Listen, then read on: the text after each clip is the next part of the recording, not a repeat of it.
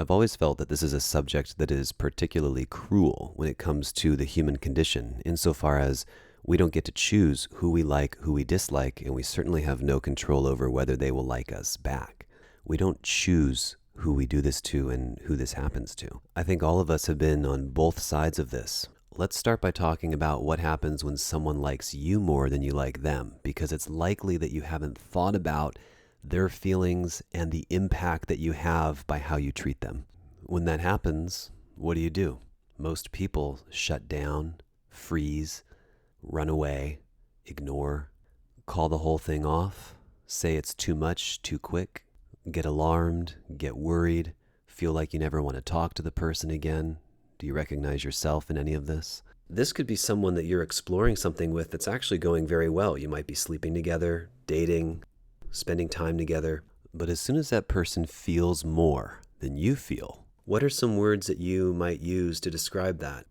A red flag, dangerous, call them clingy or needy. A low-class way of wording it is calling someone a stage 5 or level 10 clinger.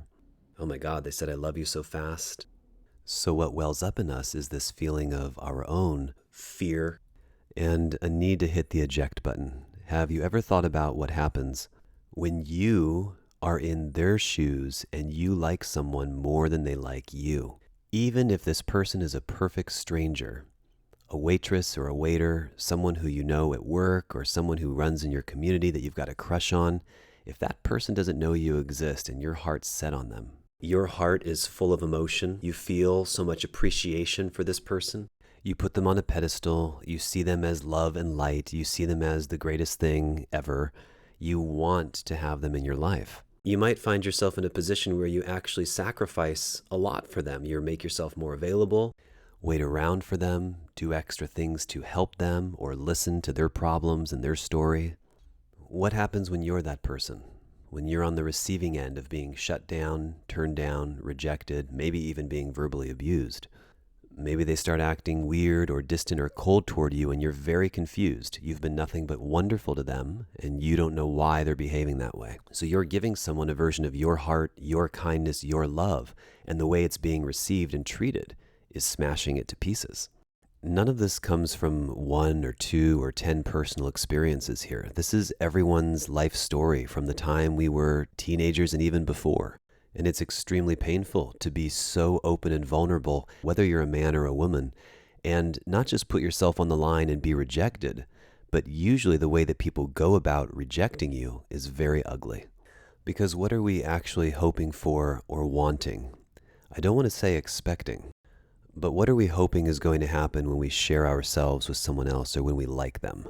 We're hoping they feel the same way, obviously, but at the very least, if they're going to be the ones who are custodians of our hearts or our emotions, that they'll have some tact or some care, some consideration, some respect, some love, some sensitivity.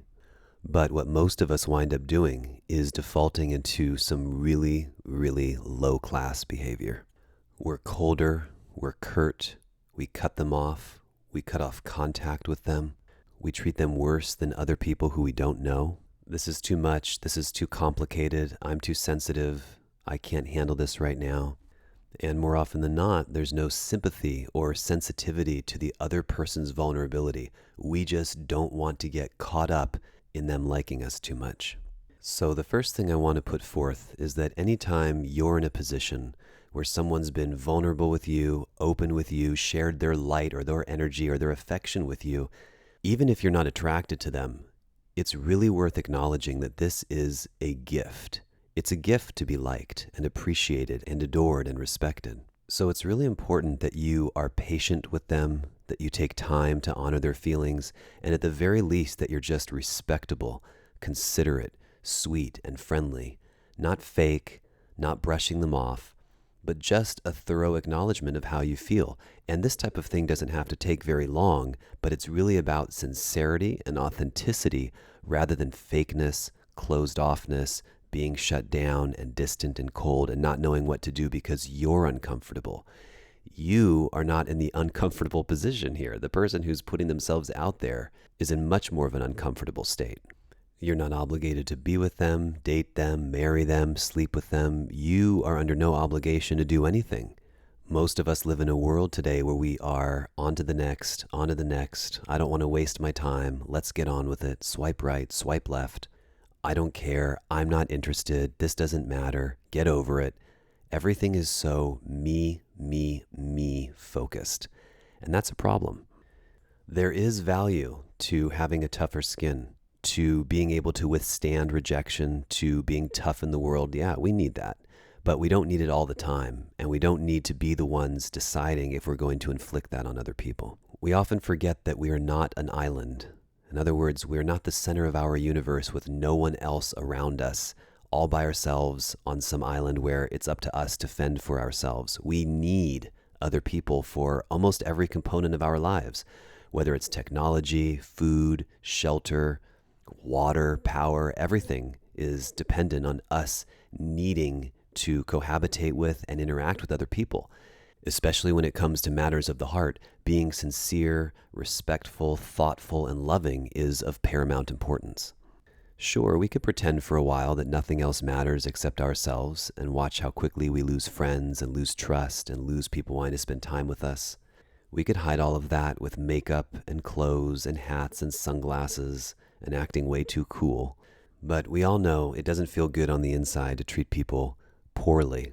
And if we're really sincere, it's a direct reflection of how we care for and treat ourselves. We need to hold ourselves to a higher standard of empathy, caring, love, respect. And this is for all men, all women, all people, every country, every continent. Learning how to be empathetic and how to emote and how to be sensitive to other people's feelings does not take days, weeks, and hours. It does not chew up an enormous amount of your time. But what it does do is take you off the hook and disconnect you in a healthy way from having ties to someone where there's tension, frustration, and irritation. When you authentically communicate your feelings to someone that you're not interested or you don't want to be with them, they get the message and they are no longer attached to you. And that's huge. What are some simple ways you can communicate your truth to someone? I really appreciate your interest, but I definitely do not want this to go any further. I authentically do not feel the same way about you that you feel about me. I'm sorry. And there's a difference in delivery as well. Feel the difference between, I'm just not into it, sorry, and I just don't think you're attractive, sorry, no disrespect. That's not an authentic apology or a sincere offering of your heart. How about, I don't feel the same attraction that you feel toward me, but I really do appreciate your interest. I'm really not interested in pursuing anything with you at this point. You know, how you reject someone, it really takes a lot of care. And I think especially women, because you're so used to being hit on, that your sensitivity level to how you reject becomes very, again, knee-jerk like. You swat men away like flies. You disregard them or brush them off. And you forget how bad it hurts you when you're rejected.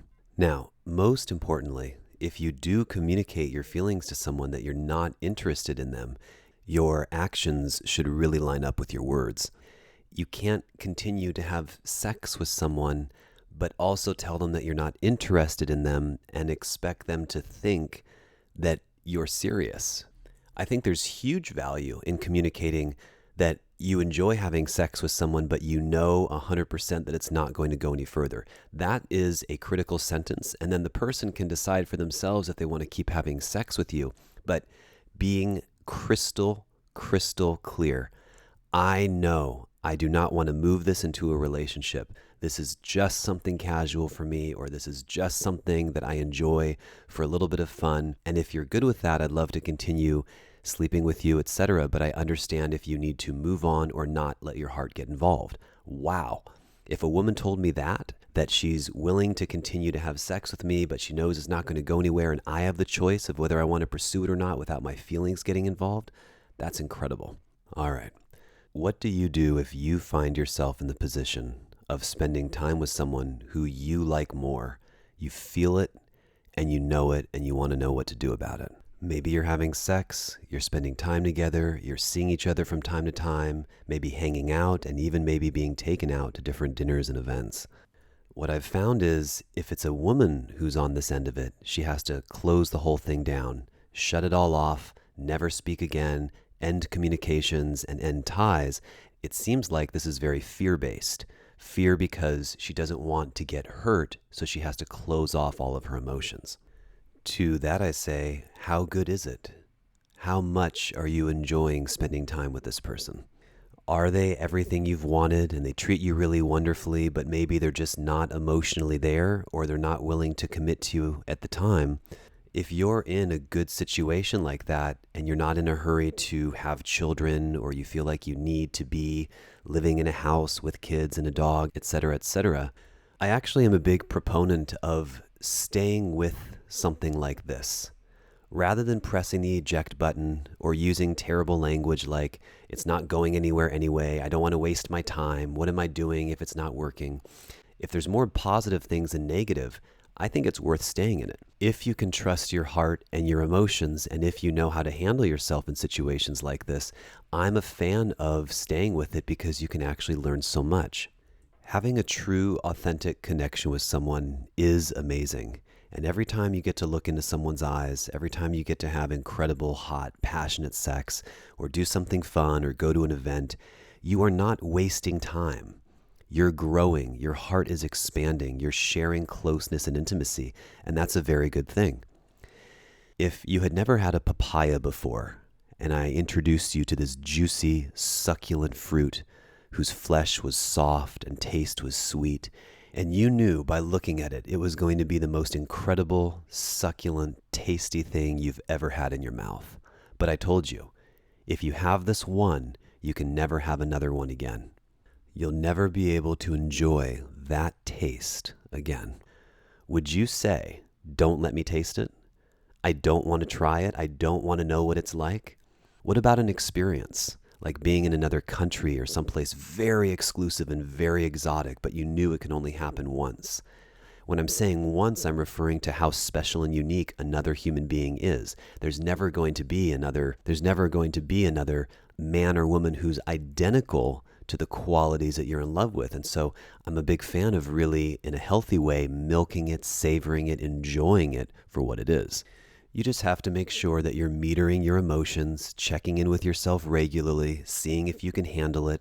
But there's nothing wrong with getting swept up in closeness and love. You just have to know what this is. And what this is an experience. And great experiences are worth having. It's worth doing it and trying it and going through it when the emotions are so positive. If, on the other hand, you've just gone on a few dates, maybe you've had sex a few times or hung out a bunch, but you feel like you're not cherished, respected, honored, appreciated, considered, then it might be time, or is likely time, to call the whole thing off. In fact, I don't think anyone should spend time with anyone who doesn't have their best interest in mind. But I don't believe in never trying something because you're going to lose it in the end. We lose everything in the end. It's a little bit morbid to say, but someone is always going to die first. If and when you find that perfect relationship and you spend the next 40, 60, 80 years together, one person passes away first. Someone is going to experience massive, massive loss and heartbreak on a scale they have never known before. We know this intuitively. Are you not going to have an incredible life with someone, knowing that you might be the one to lose them first, or if you're a super sensitive person, that you'll be the one to abandon them through your death? Isn't that a little absurd? Knowing that, would you choose to never love, never have relationship, never explore, and never savor based on that fact? Or would you dive wholeheartedly into something if you knew you could spend the next even decade with someone? So I'm a big fan of having great, powerful experiences. It comes down to knowing how to take care of yourself and looking out for you, knowing what you're getting into, and communicating with your partner the whole way through. Just because you're involved in something today does not mean you can't step out of it tomorrow, or that you can bring it softly to a close, or that you can change the nature of how you hang out. You and only you know if sex is going to muddy things up for you, if being treated to dinners or going out to events is going to make you feel too much like you're a girlfriend or boyfriend, or if that's actually something that you can enjoy lightly. Now, if you are in one of these situations where you know that the person is not as into you as you are into them, if they've expressed to you that they don't want to move forward, but you are on board, I think you need to take time to figure out if the person who is less interested is actually done and pretending to not want to hurt your feelings, or they feel bad or guilty or don't know how to approach the subject, so they're still spending time with you anyway. Are they done? Or do they really like you and enjoy spending time with you, but they just know it's not a long-term fit?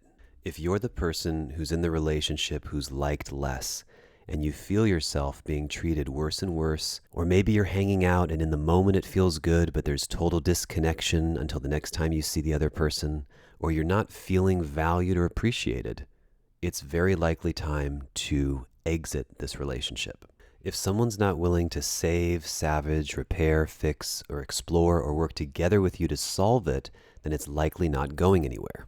If both people are not on board, and you've been involved with someone for a while who has maybe flipped off like a switch, or they were nice one day and then cold the next, or you find that their behavior is really inconsistent, you've got to do a lot of damage control. The first thing you should do when you feel this type of behavior is self-care, self-love, and get yourself centered to where you can communicate with your partner in a healthy way, because changes in behavior, extreme changes in behavior, can be very dangerous. You also need to be careful of not falling into a pattern of codependence, because that behavior of a partner pulling the rug out from under you, or switching from hot to cold, or being friendly one moment and then not into it the next, can cause some very serious consequences in yourself. So it's really, really critical that you take care of yourself and that you know exactly where you are in this relationship, and that you ask if you don't know, and that you persist on figuring out what the truth is without tolerating wishy-washy replies or uncertainty. In sum, this is an emotional discussion for anybody to have. For the most part, we don't want to face these kind of feelings. We don't want to think about them or deal with them, so we sweep them under the rug, and then they get drawn out and drawn out and drawn out. I hope that you've gotten benefit from tuning in and hearing these options, because sometimes just hearing that we should be speaking about things that we're silent about makes a difference. I've been on both sides of this. I know what it feels like when someone likes me way more than I like them, and vice versa, and it never feels good. I find that if someone genuinely is not interested in me, I have zero interest in pursuing them. And I think that's a good maxim for anyone to hold on to. It's usually really obvious if you are in a position where you feel like you need to convince someone to like you, or show, or demonstrate, or prove. That's giving the upper hand to someone. That's giving all of your power away. But when there's a mutual curiosity, when you've got eye contact, presence, connection, chemistry, intimacy, some form of sexual tension building, either real or moving towards that, that's when it's worth exploring and seeing what's there. Finally, in sum, yes, always protect yourself and always protect your heart, but explore if knee-jerk responses of being flighty, darty, running away, disappearing, not calling someone again, not returning calls, being cold in your responses, and all of this really sort of negative shutdown behavior, are you really serving yourself and the person you're involved with? Is there a better way to have more closeness, or have it end in a way that's healthy, where you can be friends, or you can be at least cordial to each other if you bump into each other or if you run in the same circles? It's always an interesting balance. We don't want to get hurt, but we want to live the best lives that we can. And I want to encourage you to live more, feel more, enjoy more, even if you haven't met the most perfect person on the planet who's going to be with you for the rest of your life. Unless you feel your biological clock ticking, or you're in a hurry to start making babies right away, maybe the person who you're with right now, whether you like them more or they like you more, has more to offer than just temporary fulfillment. Best wishes, and I'll catch you next time. Thank you for listening. We hope you've enjoyed this immensely.